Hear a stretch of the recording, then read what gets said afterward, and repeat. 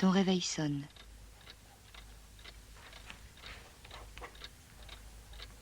Tu ne bouges absolument pas. Tu restes dans ton lit. Tu refermes les yeux. Ce n'est pas un geste prémédité. Ce n'est pas un geste d'ailleurs, mais une absence de geste. Un geste que tu ne fais pas.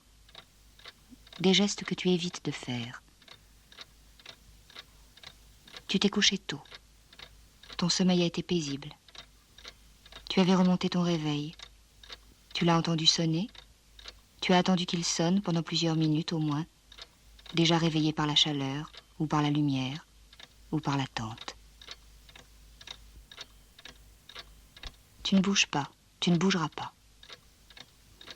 Un autre, un sosie, un double fantomatique et méticuleux fait peut-être à ta place, un à un, les gestes que tu ne fais plus.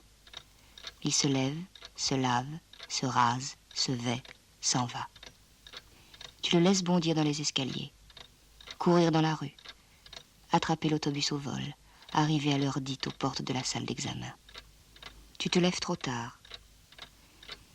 Tu ne diras pas sur 4, 8 ou 12 feuillets ce que tu sais, ce que tu penses, ce que tu sais qu'il faut penser sur l'aliénation, sur les ouvriers, sur la modernité, sur les loisirs, sur l'école blanc ou sur l'automation, sur la connaissance d'autrui, sur Marx, rival de Tocqueville, sur Weber, ennemi de Lukács. De toute façon, tu n'aurais rien dit car tu ne sais pas grand-chose et tu ne penses rien. Ta place reste vide. Tu ne finiras pas ta licence, tu ne commenceras jamais de diplôme.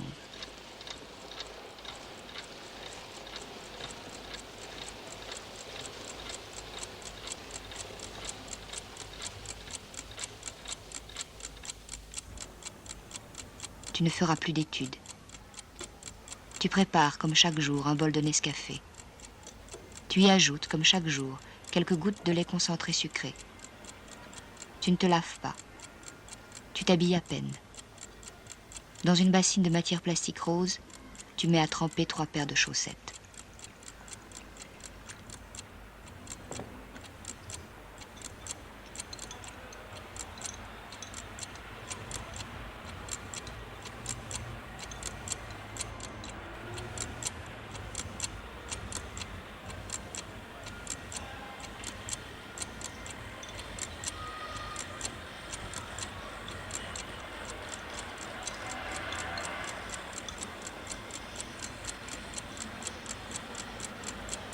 Tu ne vas pas à la sortie de la salle d'examen t'enquérir des sujets qui ont été proposés à la perspicacité des candidats.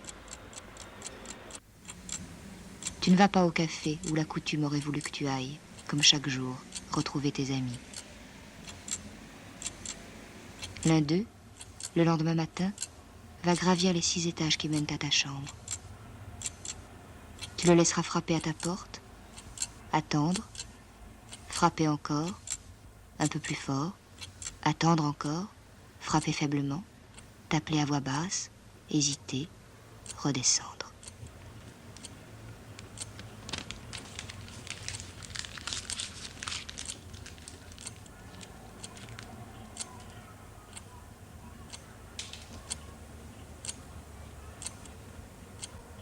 D'autres sont venus, le lendemain, le surlendemain, ont frappé, ont attendu, ont appelé, ont glissé des messages.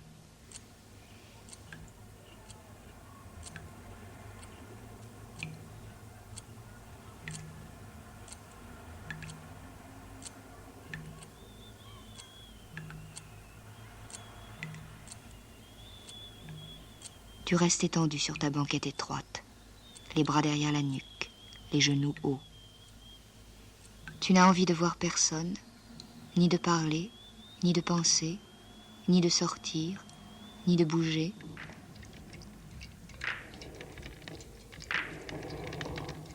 C'est un jour comme celui-ci, un peu plus tard, un peu plus tôt, que tu découvres sans surprise que quelque chose ne va pas, que tu ne sais pas vivre, que tu ne sauras jamais. Le soleil tape sur les tôles du toit. La chaleur dans la chambre de bonne est insupportable. Tu es assis, coincé entre la banquette et l'étagère, un livre ouvert sur les genoux. Tu ne lis plus depuis longtemps.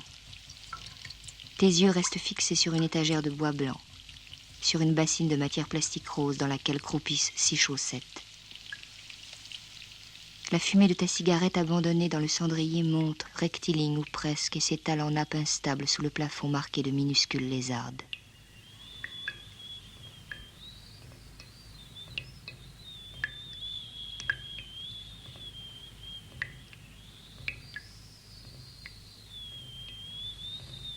Quelque chose s'est cassé. Tu ne te sens plus soutenu.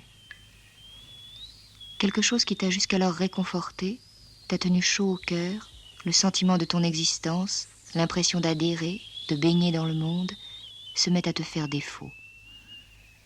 Ton passé, ton présent, ton avenir se confondent.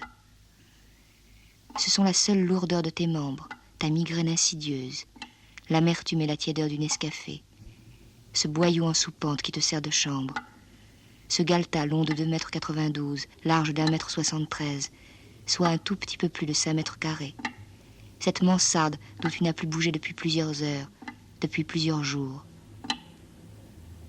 Tu es assis sur une banquette trop courte pour que tu puisses, la nuit, t'y étendre de tout ton long, trop étroite pour que tu puisses t'y retourner sans précaution. Tu regardes, d'un œil maintenant presque fasciné, une bassine de matière plastique rose qui ne contient pas moins de 6 chaussettes. Tu restes dans ta chambre, sans manger, sans lire, presque sans bouger. Tu regardes la bassine, l'étagère, tes genoux, ton regard dans le miroir fêlé, le bol, l'interrupteur. Tu écoutes les bruits de la rue, la goutte d'eau au robinet du palier, les bruits de ton voisin, ses raclements de gorge, ses quintes de toux, le sifflement de sa bouilloire. Tu suis sur le plafond la ligne sinueuse d'une mince fissure, l'itinéraire inutile d'une mouche, la progression presque repérable des ombres.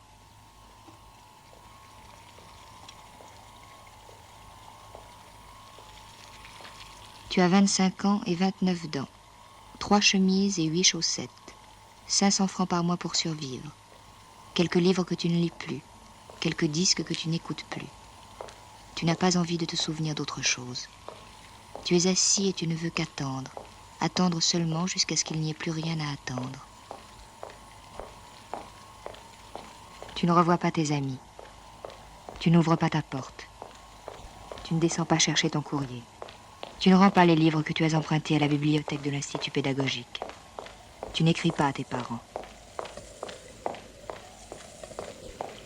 Tu ne sors qu'à la nuit tombée comme les rats, les chats et les monstres. Tu traînes dans les rues. Tu te glisses dans les petits cinémas crasseux des grands boulevards.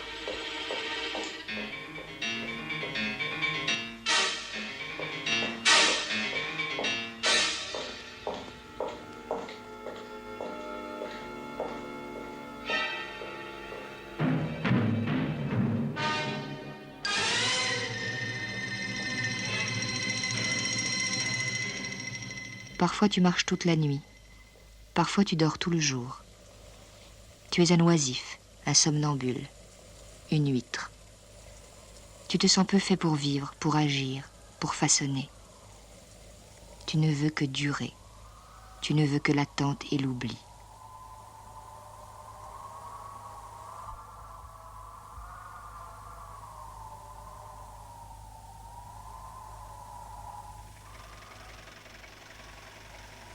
Tu ne rejettes rien, tu ne refuses rien. Tu as cessé d'avancer, mais c'est que tu n'avançais pas. Tu ne repars pas, tu es arrivé. Tu ne vois pas ce que tu irais faire plus loin. Il a suffi, il a presque suffi, un jour de mai où il faisait trop chaud, de l'inopportune conjonction d'un texte dont tu avais perdu le fil, d'un bol de Nescafé au goût soudain trop amer, et d'une bassine de matière plastique rose remplie d'une eau noirâtre où flottaient 6 chaussettes, pour que quelque chose se casse, s'altère, se défasse, et qu'apparaisse au grand jour cette vérité décevante, triste et ridicule comme un bonnet d'âne, tu n'as pas envie de poursuivre.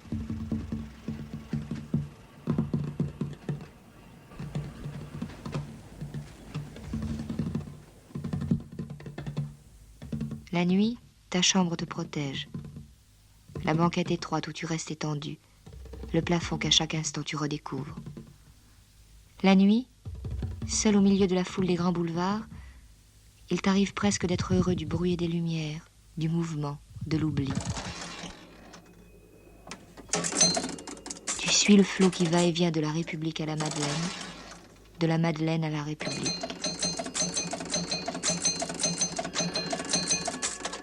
Temps mort, passage à vide, le désir fugitif et poignant de ne plus entendre, de ne plus voir, de rester silencieux et immobile. Les rêves insensés de solitude, amnésique errant au pays des aveugles, rues larges et vides, lumière froide, visages muets sur lesquels glisserait ton regard.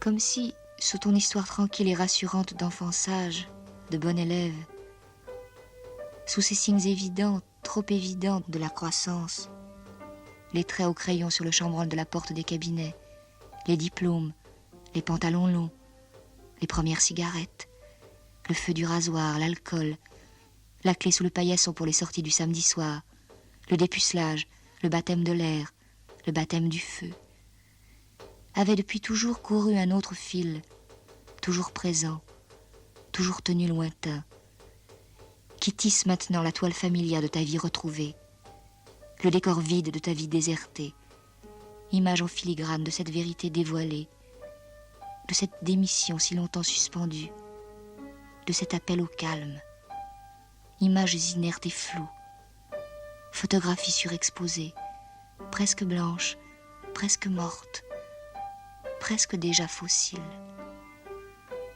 Une rue de province, volet clos, ombre mate, mouche bourdonnant dans un local militaire, salon couvert de housses grises, poussière en suspension dans un ray de lumière, campagne pelée, cimetière des dimanches, promenade en automobile.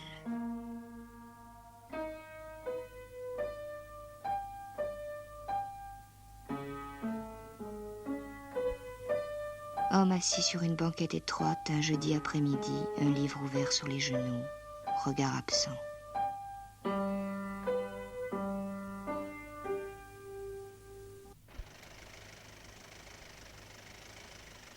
Tu n'es qu'une ombre trouble, un dur noyau d'indifférence, un regard neutre fuyant les regards.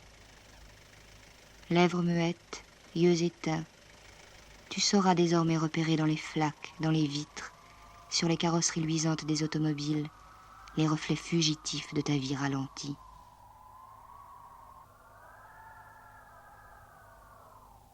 L'eau goutte au robinet du palier.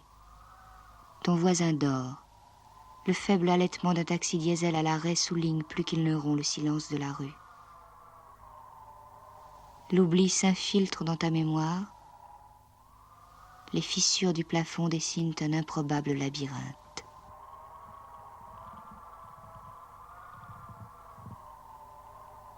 Il y eut ces journées creuses, la chaleur dans ta chambre, comme dans une chaudière, comme dans une fournaise, et les 6 chaussettes, requins mous, baleines endormies dans la cuvette de matière plastique rose. Ce réveil qui n'a pas sonné, qui ne sonne pas, qui ne sonnera pas l'heure de ton réveil. Tu t'étends, tu te laisses glisser, tu plonges dans le sommeil.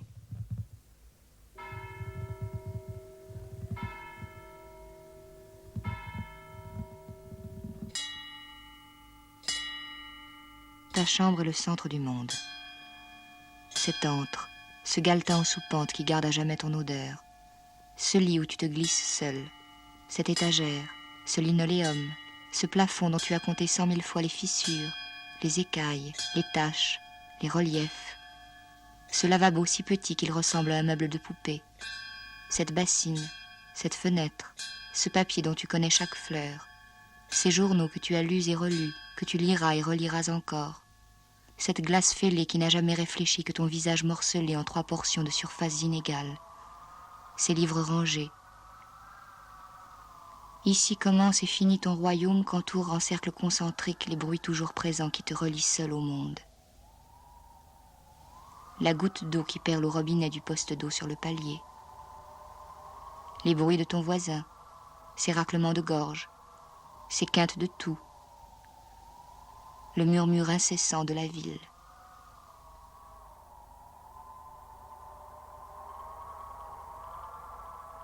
En bas, au croisement, l'alternance réglée des coups de frein, des arrêts, des reprises, des accélérations, rythment le temps presque aussi sûrement que la goutte inlassable, que le clocher de Saint-Roch. Ton réveil, depuis longtemps, marque 5h15. Dans le silence de ta chambre, le temps ne pénètre plus. Il est alentour, bain permanent, obsédant, faussé, un peu suspect. Le temps passe, mais tu ne sais jamais l'heure. Il est 10h, ou peut-être 11. Il est tard, il est tôt, le jour naît, la nuit tombe. Les bruits ne cessent jamais tout à fait. Le temps ne s'arrête jamais totalement, même s'il n'est plus qu'une minuscule brèche dans le mur du silence. Murmure ralenti, oublié du goutte à goutte, presque confondu avec les battements de ton cœur.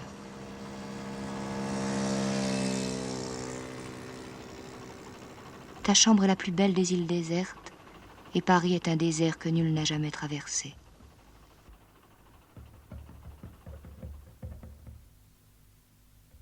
Tu n'as besoin de rien d'autre que de ce calme, que de ce silence, que de cette torpeur, que seuls les soulèvements de ta cage thoracique témoignent encore de ta patiente survie.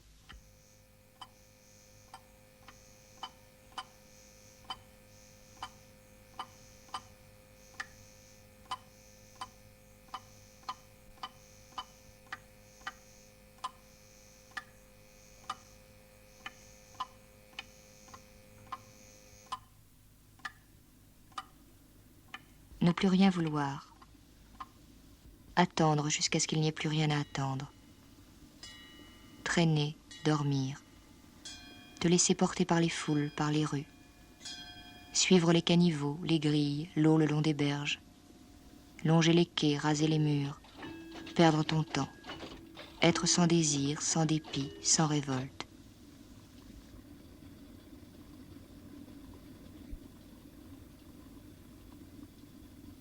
Ce sera devant toi, au fil du temps, une vie immobile, sans aspérité, sans déséquilibre. Jour après jour, saison après saison, quelque chose va commencer qui n'aura jamais de fin, ta vie végétale, ta vie annulée.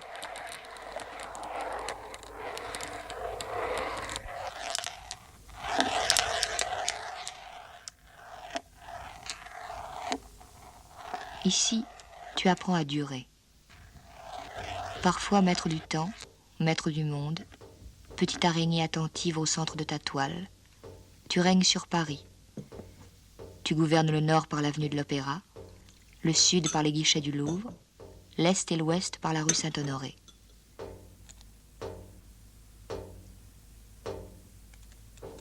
Tu as tout à apprendre, tout ce qui ne s'apprend pas. La solitude, l'indifférence, la patience, le silence.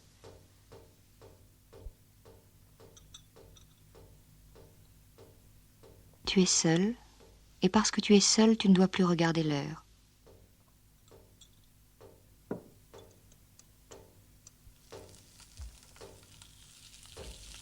Tu te laisses aller, et cela t'est presque facile.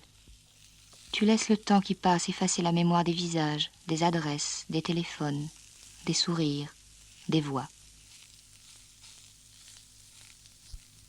Tu oublies que tu as appris à oublier, que tu t'es un jour forcé à l'oubli. Tu n'entres plus dans les cafés. Tu n'en fais plus le tour d'un air soucieux, allant jusque dans les arrière-salles à la recherche de tu ne sais plus qui.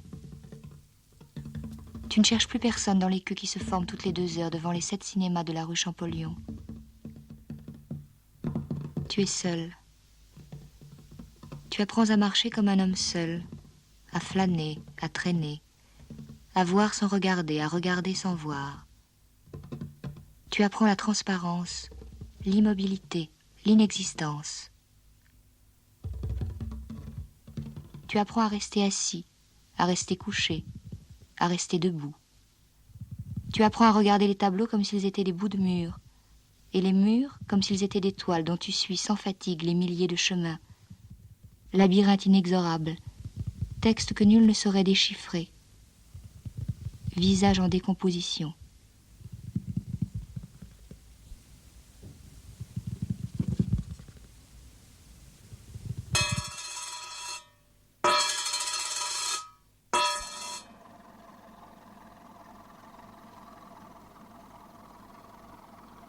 Tu t'enfonces dans l'île Saint-Louis. Tu prends la rue de Vaugirard. Tu vas vers Pereire, vers Château-Landon. Tu marches lentement. Tu reviens sur tes pas. Tu essuies les devantures. Tu vas t'asseoir sur le parapet du pont Louis-Philippe et tu regardes se faire et se défaire un remous sous les arches. Des péniches passent plus loin, bouleversant à la longue les jeux de l'eau contre les piles. Des pêcheurs assis, immobiles, suivent des yeux l'inflexible dérive des flotteurs.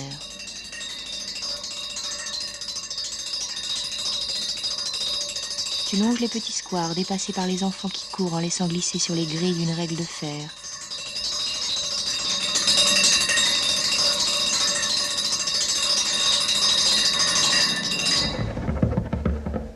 Tu t'assieds sur les bancs aux pieds de fonte sculptés en forme de pattes de lion. De vieux gardiens infirmes discutent avec des nurses d'un autre âge. Avec la pointe de ta chaussure, tu traces dans la terre à peine sableuse des ronds, des carrés, des initiales.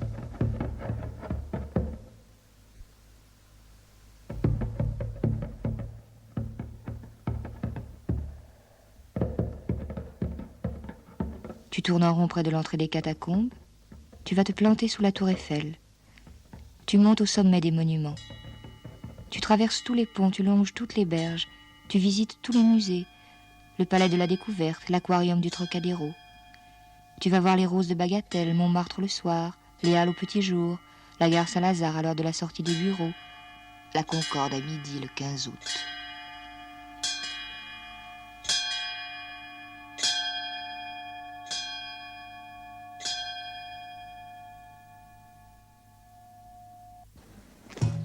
Dans les jardins du Luxembourg, tu regardes les retraités joueurs de bridge, de belote ou de tarot.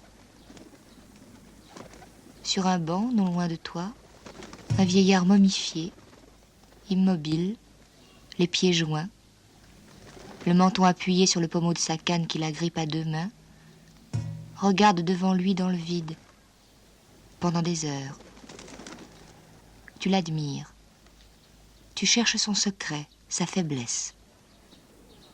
Mais il semble inattaquable. Il ne bave même pas. Il ne remue pas les lèvres. Il scie à peine. Le soleil tourne autour de lui. Peut-être sa seule vigilance consiste-t-elle à suivre son ombre. Il doit avoir des repères depuis longtemps tracés. Sa folie, s'il est fou, est peut-être de se prendre pour un cadran solaire. Tu voudrais lui ressembler, mais sans doute est-ce l'un des effets de ton extrême jeunesse dans ta vocation de vieillard. Tu t'énerves trop vite. Malgré toi, ton pied remue sur le sable. Tes yeux errent. Tes doigts se croisent et se décroisent sans cesse. Tu marches encore, au hasard. Tu te perds, tu tournes en rond. Tu te fixes parfois des buts dérisoires. Daumesnil, Clignancourt, le boulevard Gouvion-Saint-Cyr, le musée postal.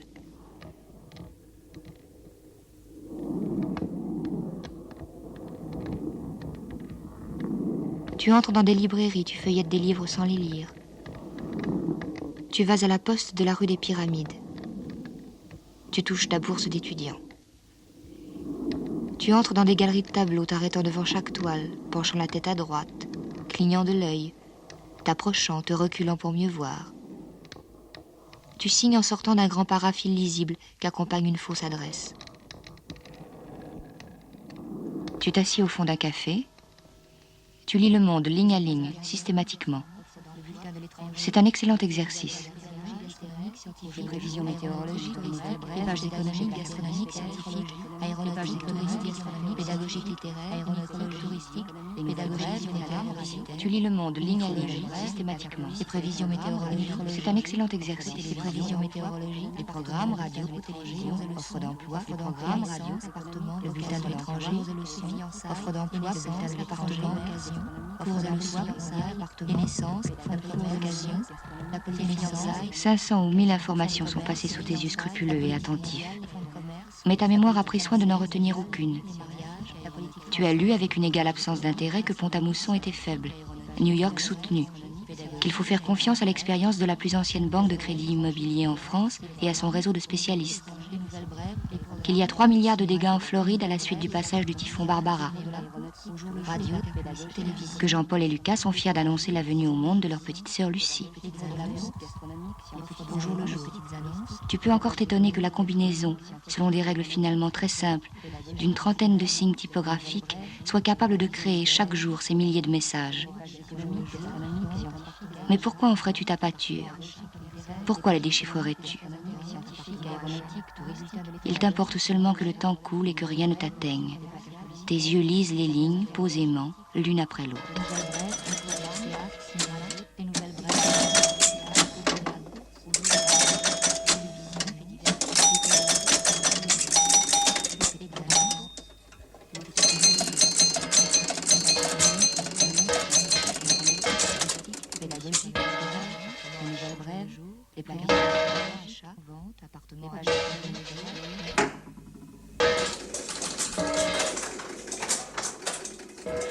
En face du monde, l'indifférent n'est ni ignorant ni hostile. Ton propos n'est pas de redécouvrir les saines joies de l'analphabétisme, mais lisant, de n'accorder aucun privilège à tes lectures. Ton propos n'est pas d'aller tout nu, mais d'être vêtu sans que cela implique nécessairement recherche ou abandon. Ton propos n'est pas de te laisser mourir de faim, mais seulement de te nourrir. Manger, dormir, marcher, t'habiller, que ce soit simplement des actions, des gestes, des évidences, mais pas des preuves, pas des monnaies d'échange.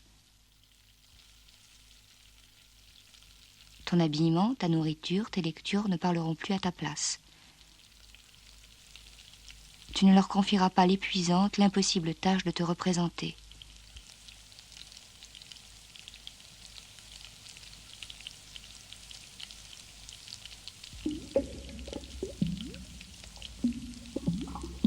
Tu mets ta chemise et ta veste, tu lis le journal, tu joues au billard électrique, tu absorbes 1 ou 2 fois par jour, rarement plus, une ration assez strictement calculable de protides et de glucides, sous forme d'un morceau de viande de bœuf grillé, de lamelles de pommes de terre saisies dans de l'huile bouillante, d'un verre de vin rouge.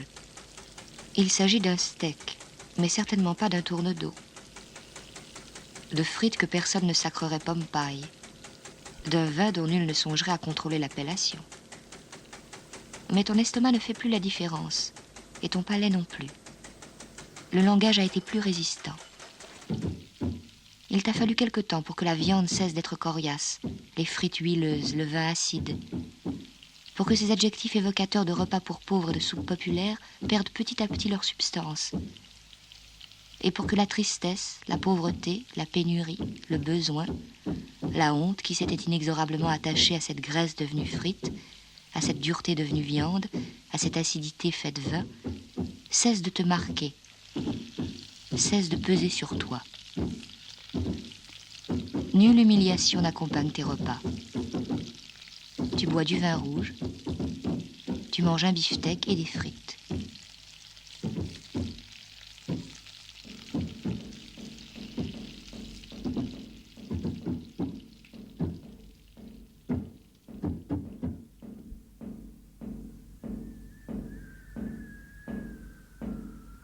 Tu inventes des périples compliqués, hérissés d'interdits qui t'obligent à de longs détours.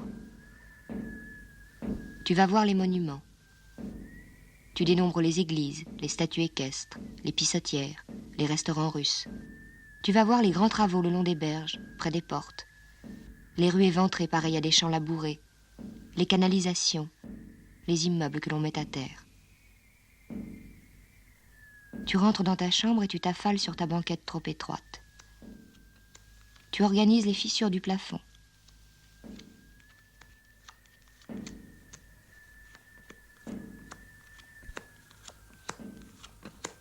Souvent, tu joues aux cartes tout seul.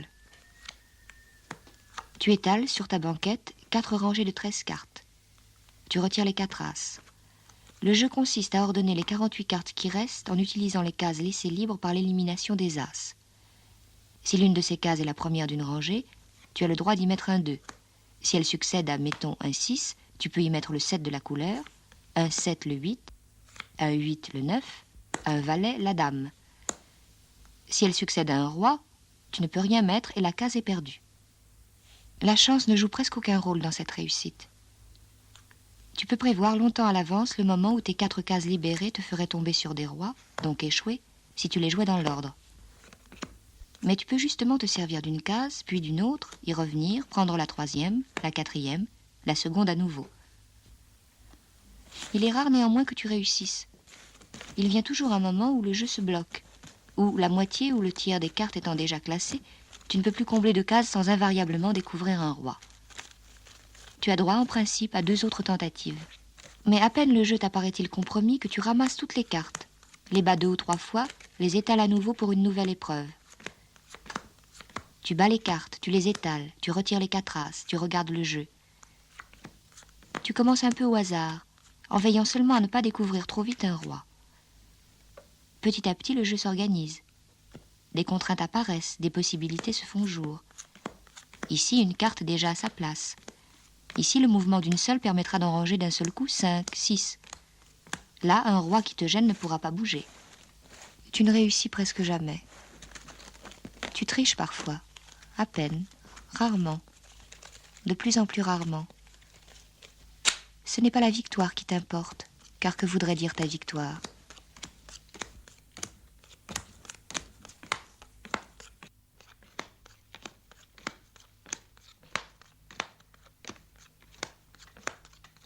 Mais tu joues de plus en plus souvent, de plus en plus longtemps. Parfois toute l'après-midi, ou bien dès ton lever, ou bien jusqu'au matin. Il y a dans ce jeu quelque chose qui te fascine. Plus encore peut-être que les jeux de l'eau près des ponts, que les labyrinthes des plafonds, que les brindilles à peine opaques qui dérivent lentement à la surface de ta cornée. Selon leur place, selon l'instant, chaque carte acquiert une densité presque émouvante. Tu protèges, tu détruis, tu construis, tu combines, tu tires plan sur plan, exercice pour rien, péril que rien ne sanctionne, mise en ordre dérisoire. 48 cartes t'enchaînent à ta chambre, et tu t'y trouves presque heureux qu'un 10 soit à sa place, qu'un roi ne puisse s'élever contre toi, ou presque malheureux que tous tes lents calculs aboutissent tous au même impossible résultat. Comme si cette stratégie solitaire et muette constituait ton seul chemin, était devenue ta raison d'être.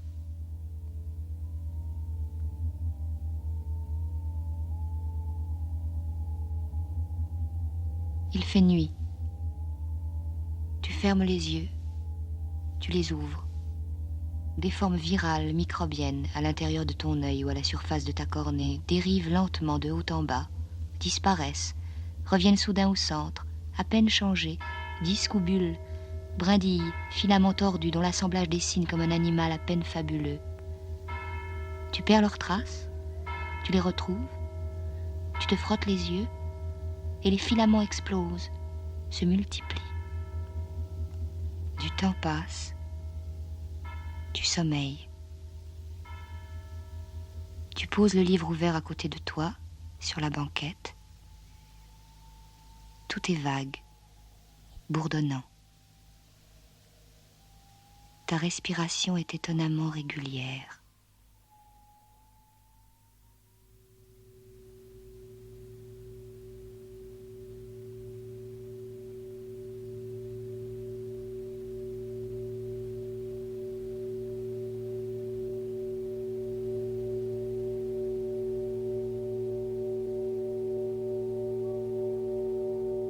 Au fil des heures, des jours, des semaines, des saisons, tu te déprends de tout, tu te détaches de tout. Tu découvres, avec presque parfois une sorte d'ivresse, que tu es libre, que rien ne te pèse, ne te plaît ni ne te déplaît. Tu trouves dans cette vie sans usure et sans autre frémissement que ces instants suspendus, un bonheur presque parfait, fascinant, parfois gonflé d'émotions nouvelles. Tu vis dans une bienheureuse parenthèse, dans un vide plein de promesses et dont tu n'attends rien. Tu es invisible, limpide, transparent. Tu n'existes plus. suite des heures, suite des jours, le passage des saisons, l'écoulement du temps. Tu survis, sans gaieté et sans tristesse, sans avenir et sans passé. Comme ça, simplement, évidemment. Comme une goutte d'eau qui perle au robinet d'un poste d'eau sur un palier. Comme 6 chaussettes trempées dans une bassine de matière plastique rose. Comme une mouche ou comme une huître. Comme un arbre. Comme un rat.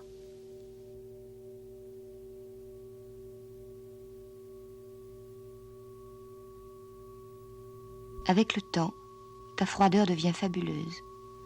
Tes yeux ont perdu tout ce qui faisait leur éclat. Ta silhouette s'est faite parfaitement tombante.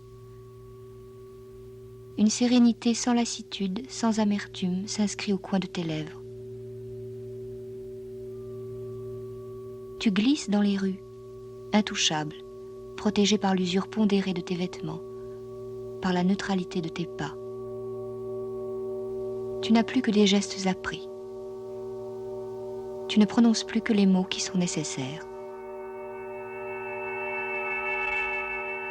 Tu ne dis jamais s'il vous plaît, bonjour, merci, au revoir. Tu ne demandes pas ton chemin. Tu traînes, tu marches. Tous les instants se valent, tous les espaces se ressemblent. Tu n'es jamais pressé, jamais perdu. Tu n'as pas sommeil. Tu n'as pas faim. Tu te laisses aller. Tu te laisses entraîner. Il suffit que la foule monte ou descende les Champs-Élysées. Il suffit d'un dos gris qui te précède de quelques mètres et oblique dans une rue grise. Ou bien une lumière ou une absence de lumière, un bruit ou une absence de bruit, un mur, un groupe, un arbre, de l'eau, un porche, des grilles, des affiches, des pavés, un passage clouté, une devanture, un signal lumineux, une plaque de rue, l'étal d'un mercier, un escalier, un rond-point.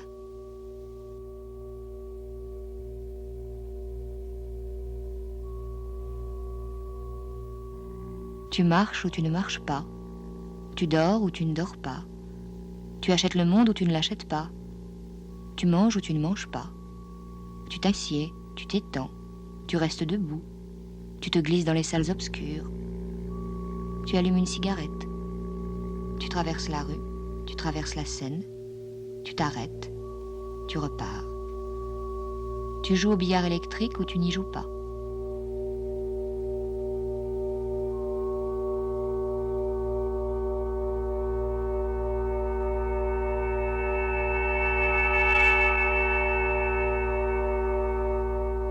L'indifférence n'a ni commencement ni fin.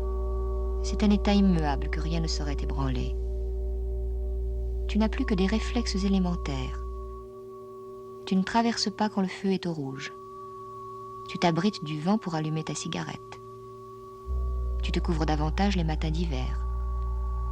Tu changes de polo, de chaussettes, de caleçons et de tricot de corps environ 1 fois par semaine.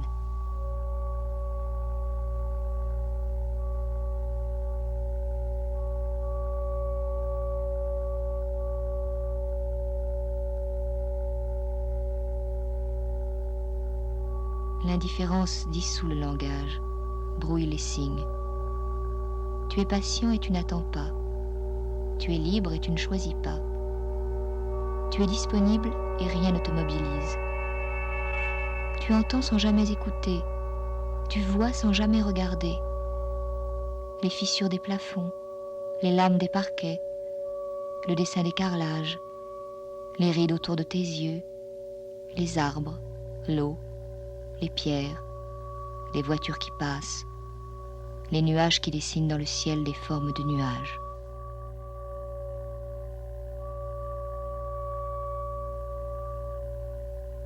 Maintenant, tu vis dans l'inépuisable.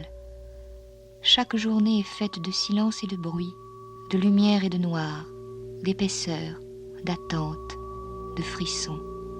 Tu glisses, tu te laisses couler, chercher le vide, le fuir, marcher, t'arrêter, t'asseoir, t'attabler, t'accouder, t'étendre. Geste d'automate. Te lever, te laver, te raser, te vêtir. Bouchon sur l'eau. Aller à la dérive. Suivre les cohues. Traîner. L'été dans le silence épais. Volets clos, rues mortes. Asphalte poisseux. Vert presque noir des feuilles immobiles. L'hiver dans la lumière froide des devantures. Des réverbères. Buées aux portes des cafés. Moignons noirs des arbres morts. Tu vis sans surprise. Tu es à l'abri. Tu dors, tu manges, tu marches, tu continues à vivre. Comme un rat de laboratoire qu'un chercheur insouciant aurait oublié dans son labyrinthe.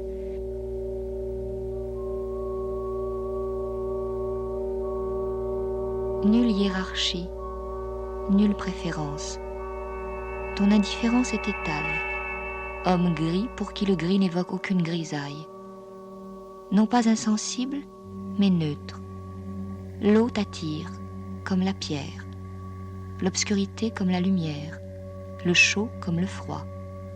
Seule existe ta marche et ton regard qui se pose et glisse, ignorant le beau, le laid, le familier, le surprenant, ne retenant jamais que des combinaisons de formes et de lumière qui se font et se défont sans cesse, partout, dans ton œil, au plafond, à tes pieds, dans le ciel, dans ton miroir fêlé, dans l'eau, dans la pierre, dans les foules, places, avenues, squares et boulevards, arbres et grilles, hommes et femmes, enfants et chiens, attentes, cohues, véhicules et vitrines, bâtiments, façades, colonnes, chapiteaux, trottoirs, caniveaux, pavés de grès luisants sous la pluie fine, silence, clameur, foule d'égards, des magasins, des boulevards, rues noires de monde,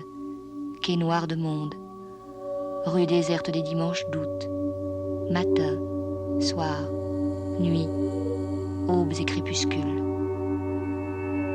Maintenant tu es le maître anonyme du monde, celui sur qui l'histoire n'a plus de prise, celui qui ne sent plus la pluie tomber, qui ne voit plus la nuit venir. Tu ne connais que ta propre évidence, celle de ta vie qui continue, de ta respiration, de ton pas. Tu vois les gens aller et venir, les foules et les choses se faire et se défaire. Tu vois, à la vitrine minuscule d'un mercier, une tringle à rideaux sur laquelle tes yeux soudain se fixent. Tu passes ton chemin. Tu es inaccessible, comme un arbre, comme une huître, comme un rat.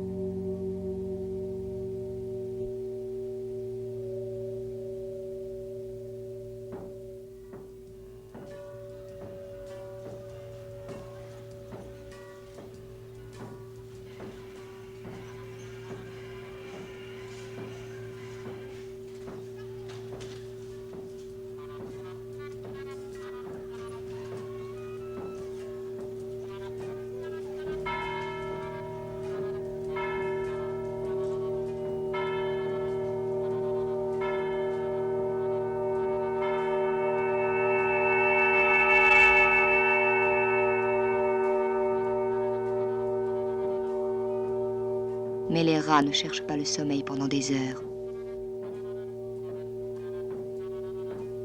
Mais les rats ne se réveillent pas en sursaut, pris de panique, trempés de sueur. Mais les rats ne rêvent pas. Et que peux-tu faire contre tes rêves? Mais les rats ne se rongent pas les ongles, et surtout pas méthodiquement pendant des heures entières, jusqu'à ce que l'extrémité de leurs griffes ne soit plus qu'une plaie diffuse. Tu arraches la corne jusqu'au milieu de l'ongle, meurtrissant les endroits où elle s'attache à la chair. Tu déchires les peaux mortes sur presque toute la longueur de la phalangette jusqu'à ce que le sang se mette à perler, jusqu'à ce que tes doigts te fassent si mal que pendant des heures, le moindre contact te soit à ce point insupportable que tu ne puisses plus rien saisir et doives tremper tes mains dans de l'eau bouillie. Mais les rats, que tu saches, ne jouent pas au billard électrique. Tu te colles contre les appareils pendant des heures, pendant des nuits, rageusement, fiévreusement. Tu as Anne, plaquée sur la machine, accompagnant de grands coups de rein les rebonds de la bille d'acier. Tu t'acharnes contre les ressorts, les lumières, les chiffres, les passages. Femme peinte dont l'œil s'allume, dont l'éventail s'abaisse. Tu ne peux lutter contre un tilt. Tu peux jouer ou ne pas jouer. Tu ne peux pas engager le dialogue. Tu ne peux lui faire dire ce qu'il ne saurait te dire. Tu as beau te serrer contre lui, halter contre lui. Le tilt reste insensible à l'amitié que tu éprouves, à l'amour que tu recherches, au désir qui te déchire.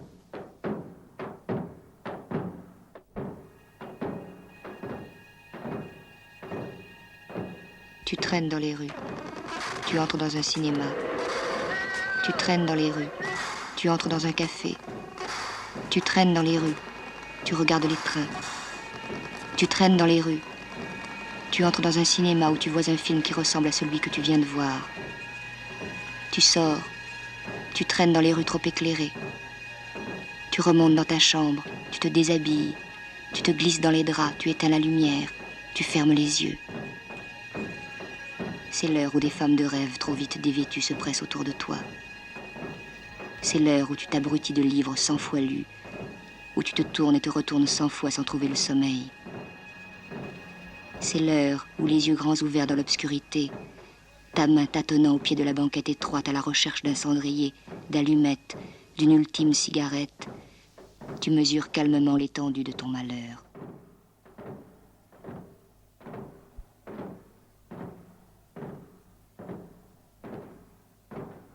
Maintenant, tu te relèves la nuit. Tu traînes dans les rues. Tu vas te jucher sur les tabourets des bars et tu restes là pendant des heures, jusqu'à la fin, en face d'une bière ou d'un café noir ou d'un verre de vin rouge. Tu es seul et tu dérives. Tu marches dans les avenues désolées, longeant les arbres rabougris, les façades pelées, les porches noirs. Tu vas dans la laideur inépuisable des Batignolles, de Pantin. Tu n'as d'autres rencontres que des fontaines valasses depuis longtemps taries, des églises gluantes, des chantiers éventrés, des murs blafards.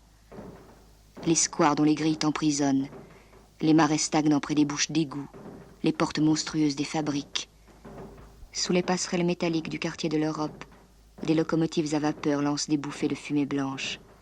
Boulevard Barbès, place Clichy, des foules impatientes lèvent les yeux vers le ciel.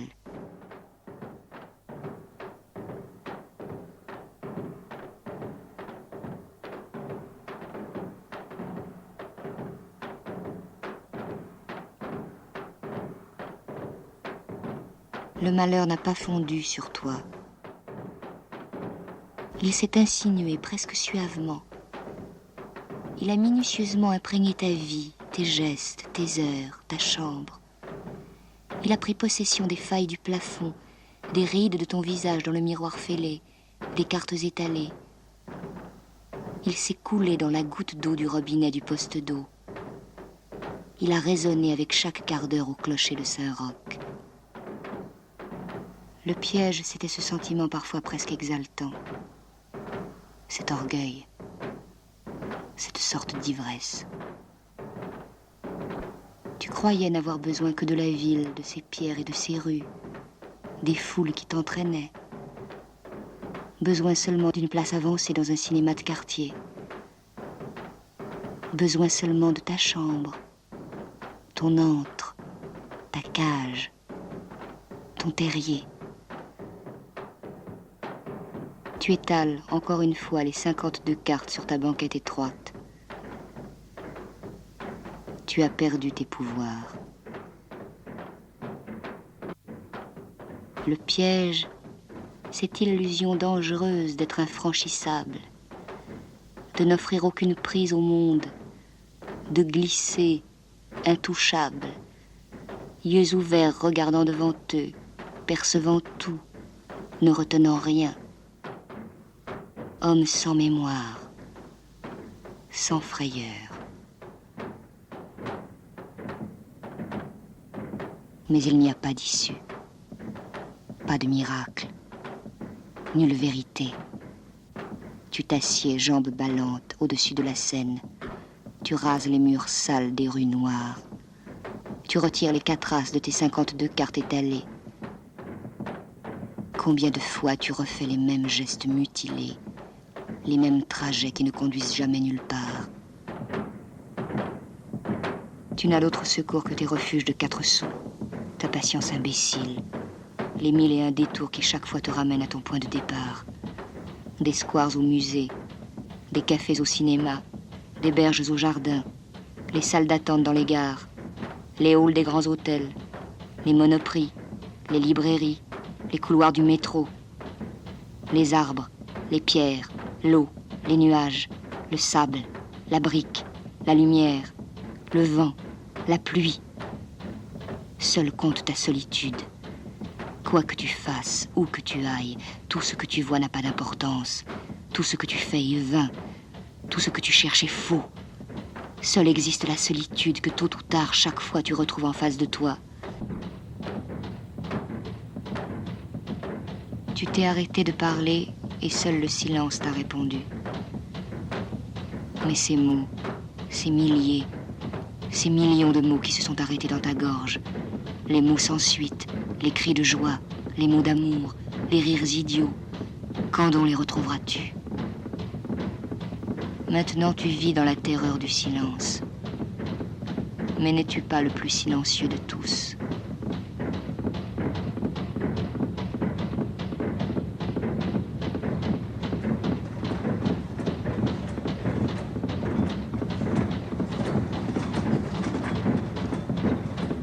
Les monstres sont entrés dans ta vie. Les rats, tes semblables, tes frères. Les dizaines, les centaines, les milliers de monstres. Tu les repères, tu les reconnais à d'imperceptibles signes, à leur départ furtif, à leur silence, à leur regard flottant, vacillant, effrayé, qui se détourne quand ils croisent le tien. La lumière brille encore au milieu de la nuit aux fenêtres mansardées de leurs chambres sordides. Leurs pas résonnent dans la nuit.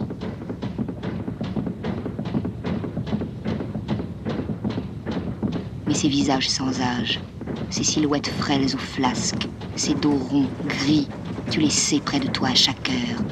Tu suis leur ombre, tu es leur ombre, tu hantes leurs repères, leurs réduits. Tu as les mêmes refuges, les mêmes asiles, les cinémas de quartier pleins de désinfectants, les squares, les musées, les cafés, les gares, les métros, les halles. Des espoirs assis comme toi sur les bancs, dessinant et effaçant sans cesse sur le sable poussiéreux le même cercle imparfait. Lecteurs de journaux trouvés dans les corbeilles à papier. Ils ont les mêmes périples que toi, aussi vains, aussi lents. Ils hésitent comme toi devant les plans aux stations de métro. Ils mangent leur pain au lait, assis au bord des berges.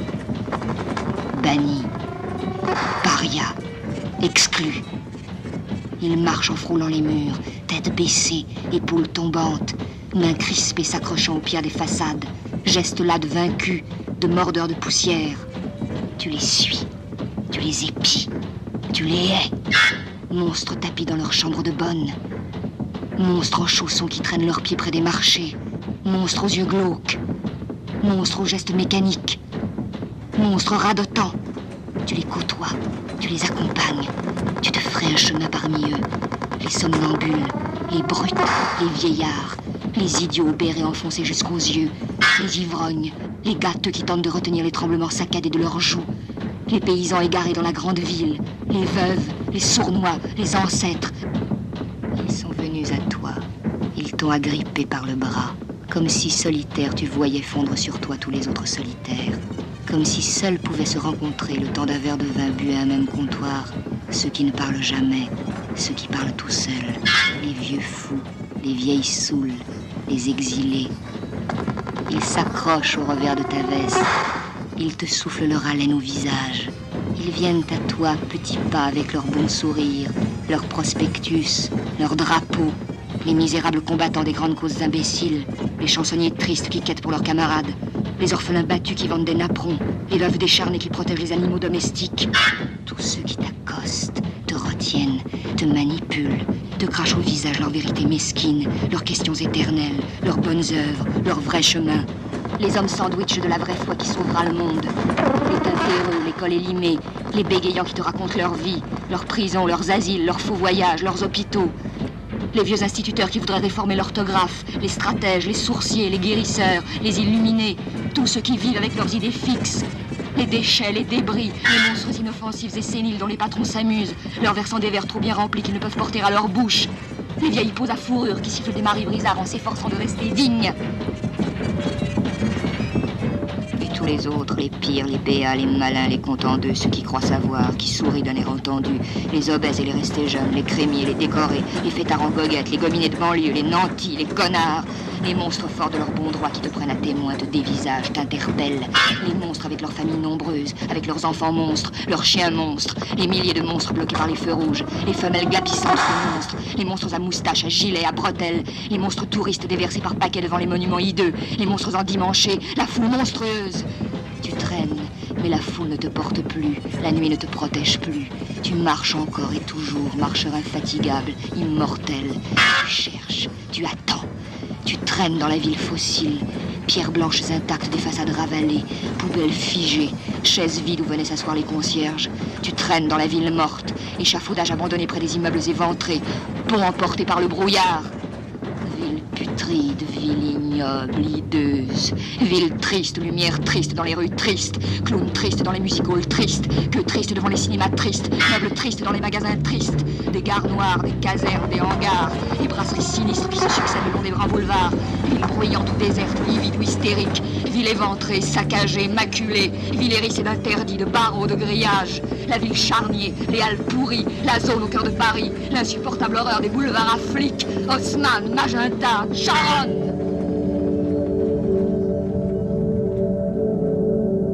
Comme un prisonnier, comme un fou dans sa cellule, comme un rat dans le dédale cherchant l'issue, tu parcours Paris en tous sens, comme un affamé, comme un messager porteur d'une lettre sans adresse.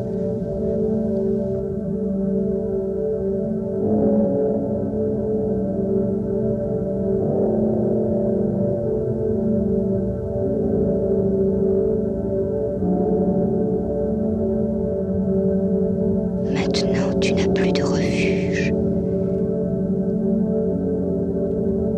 Tu as peur. Tu attends que tout s'arrête. La pluie, les heures, le flot des voitures, la vie, les hommes, le monde. Que tout s'écroule, les murailles, les tours, les planchers et les plafonds. Que les hommes et les femmes, les vieillards et les enfants, les chiens, les chevaux, les oiseaux, un à un tombent à terre, paralysés, pestiférés, épileptiques. Que le marbre s'effrite, que le bois se pulvérise, que les maisons s'abattent en silence, que les pluies diluviennes dissolvent les peintures, disjoignent les chevilles des armoires centenaires, déchiquettent les tissus, fassent fondre l'encre des journaux.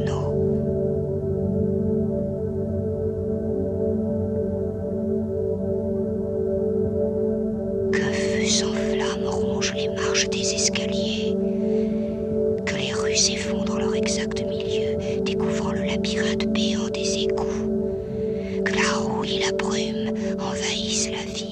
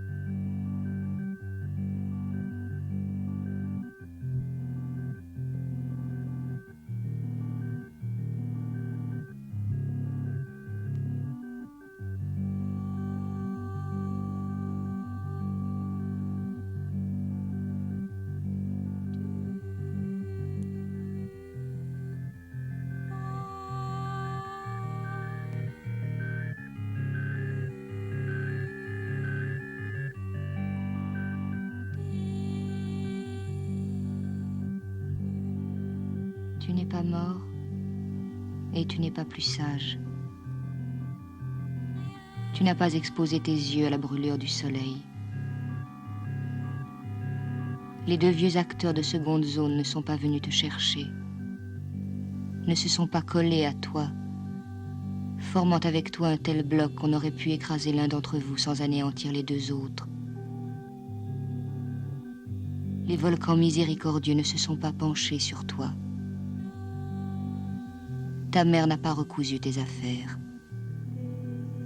Tu ne pars pas, pour la millionième fois, rechercher la réalité de l'expérience, ni façonner dans la forge de ton âme la conscience incréée de ta race. Nul antique ancêtre, nul antique artisan ne t'assistera aujourd'hui, ni jamais. Tu n'as rien appris, sinon que la solitude n'apprend rien, que l'indifférence n'apprend rien. Tu étais seul et tu voulais qu'entre le monde et toi les ponts soient à jamais coupés. Mais tu es si peu de choses. Tu n'as jamais fait qu'errer dans une grande ville, que longer sur quelques kilomètres des façades, des devantures, des parcs et des quais. L'indifférence est inutile. Ton refus est inutile. Ta neutralité ne veut rien dire.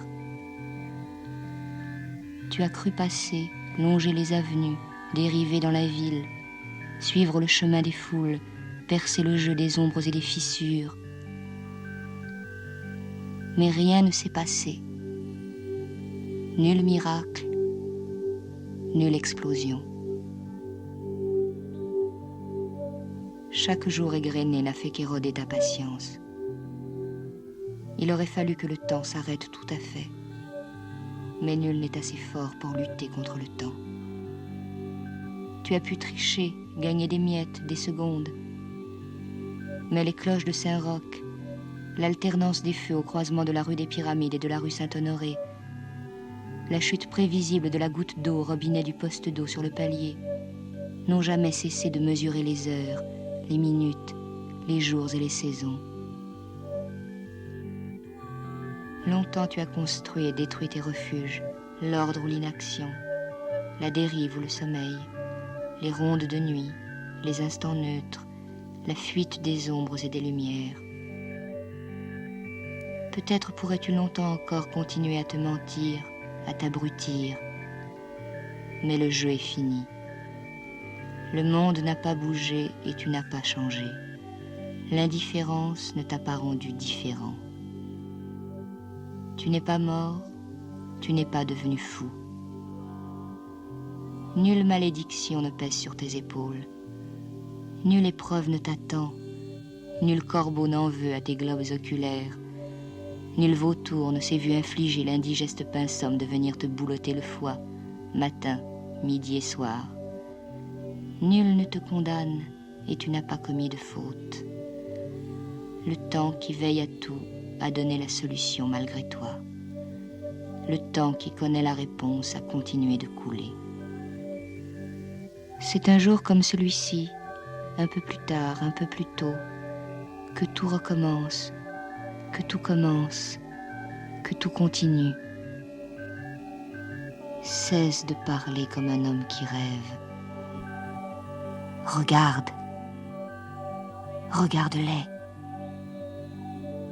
Ils sont là des milliers et des milliers, sentinelles silencieuses, terriens immobiles plantés le long des quais, des berges, le long des trottoirs noyés de pluie de la place Clichy, en pleine rêverie océanique, attendant les embruns, le déferlement des marées, l'appel rauque des oiseaux de mer. Non, tu n'es plus le maître anonyme du monde, celui sur qui l'histoire n'avait pas de prise, celui qui ne sentait pas la pluie tomber, qui ne voyait pas la nuit venir. Tu n'es plus l'inaccessible, le limpide, le transparent. Tu as peur. Tu attends. Tu attends, place Clichy, que la pluie cesse de tomber.